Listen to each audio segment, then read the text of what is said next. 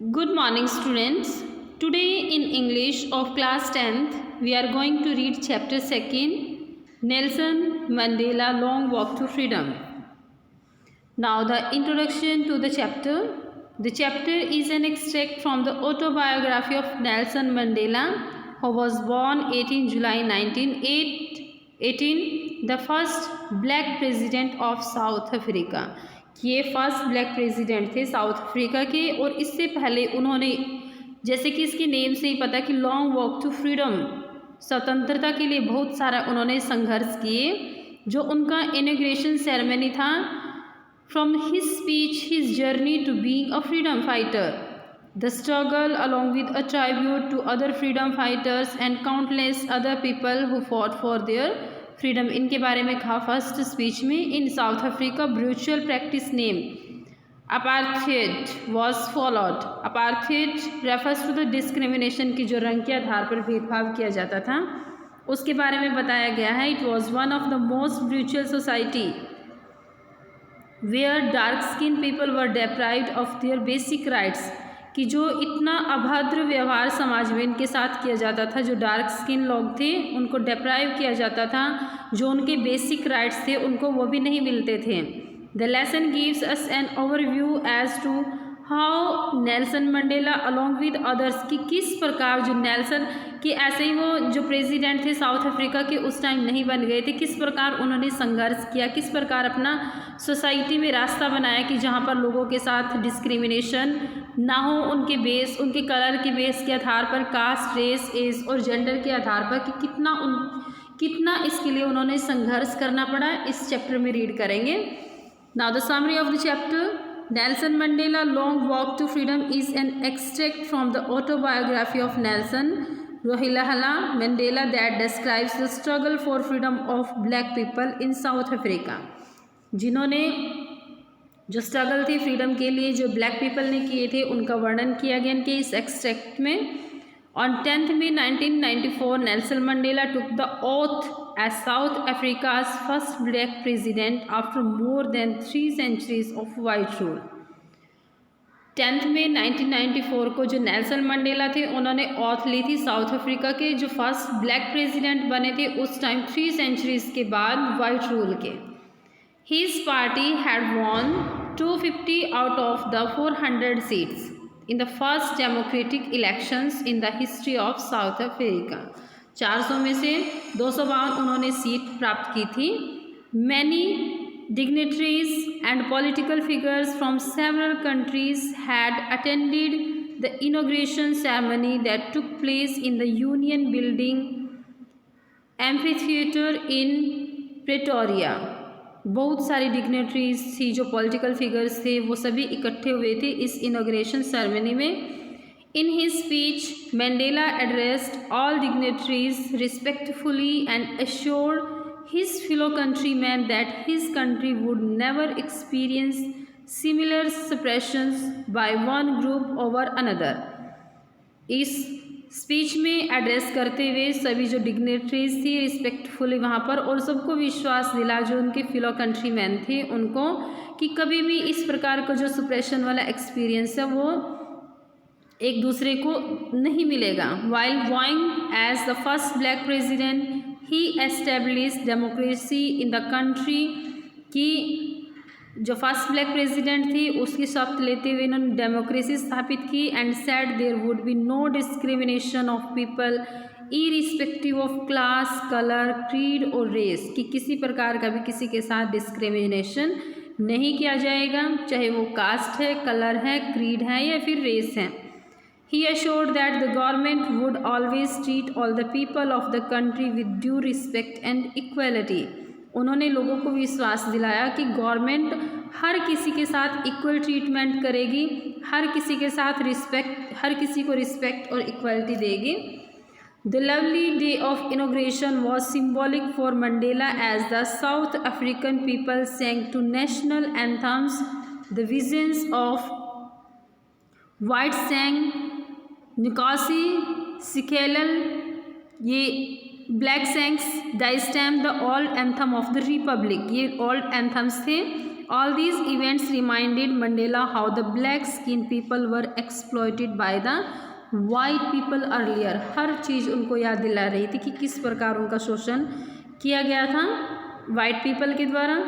He deeply felt the pain of his race and said that this type of suppressions and racial domination of the white-skinned people against the dark-skinned people on their own land gave rise to one of the harshest and most inhumane society the world had ever seen or known. कि दोबारा से ही deeply felt, उन्होंने deeply felt किया pain of his race, अपनी race का, and said that this type कि इस प्रकार का जो सुप्रेशंस था दबाने वाला और रेशियल डोमिनेशन जो वाइट स्किन पीपल ने किया था against dark skin people on their own land, उनकी अपनी ही भूमि पर, give rise to one of the harshest and most inhuman society the world had ever seen, कि मजबूर कर देता है सोसाइटी को इनह्यूमन बनने के लिए, the world had ever scene और नो, जो कभी देखा हो न सुना हो इस प्रकार का word. He strongly believed that no person is born to hate the other person on the basis of skin colour, background और रिलीजन. उन्होंने स्ट्रांगली बिलीव किया कि कोई भी पर्सन पैदा नहीं हुआ कि किसी से स्किन कलर और बैकग्राउंड रिलीजन के आधार पर भेदभाव करे. All the people must learn to hate initially because if they learn to hate, they can be taught to love as well, as love comes more naturally to human than hate. People must learn कि उनको हम learn करना चाहिए. They can be taught, उनको सिखाना चाहिए to love, प्रेम करना, क्योंकि love naturally आता है. He also mentioned how a person becomes brave. उन्होंने मेंशन किया कि किस प्रकार एक पर्सन ब्रेव बन सकता है.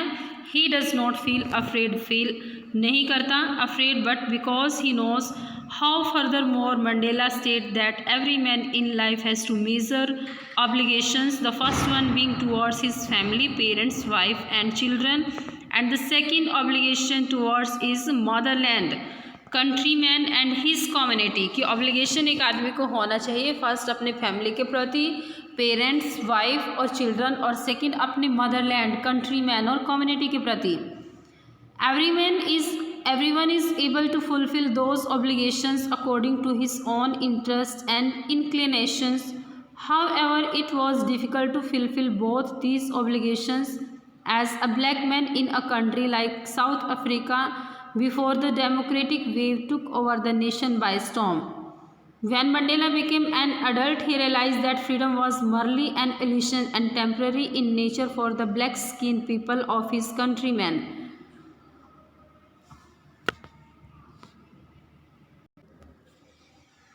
Everyone is able to fulfill those obligations according to his own interest and inclination, कि हर कोई अपना जो ऑब्लिगेशन है, अपना कर्तव्य है, ऋण है, अपने ओन इंटरेस्ट के द्वारा पे करना चाहिए. However, it was difficult to fulfill both these obligations as a black man in a country like South Africa.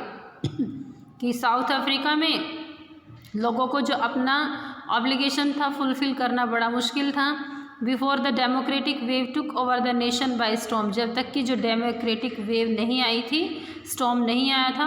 When Mandela became an adult he realise that freedom was merely an illusion, वो सिर्फ एक भ्रम सोचते थे, and temporary in nature for the black skin people of this country. He felt that they were treated as slaves of exploitation and all the people of his race were treated unfairly by the white skin people. और वो ऐसा मानते थे, अनुभव करते थे कि जो उनकी कास्ट के लोग थे, उनके जो रेस के लोग थे, वो एक्सप्लॉयट किए जाते थे वाइट पीपल के द्वारा और उनके साथ अनफेयरली ट्रीटमेंट किया जाता था. According to Mandela freedom was indivisible for all, but the people of his color and race were bound in chains of oppressions and tyranny. कि वो सोचते थे कि फ्रीडम होनी चाहिए सबके लिए, लेकिन जो उनकी कलर के लोग थे वो एक चेन में बंधे हुए थे ऑपरेशन की और टायरनी की.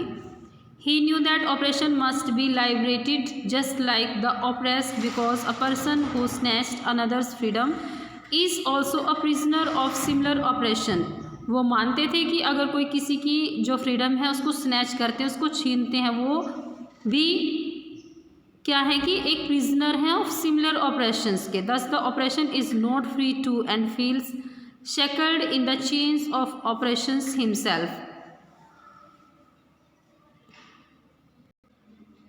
कि वो मानते थे thus the oppression is not free, कि जो दबाने वाला oppressor is not free, oppressor free नहीं है अपने आप में जो किसी लोग को दबाता है, and feels shackled in the chains of oppressions himself, और अपने आप को भी उसी चेन में बंधा हुआ होता है वो जो ऑपरेशन हिमसेल्फ, खुद भी ऑपरेशन में होता है। This is the conclusion of the chapter. I hope you understood the chapter. Thank you students, have a nice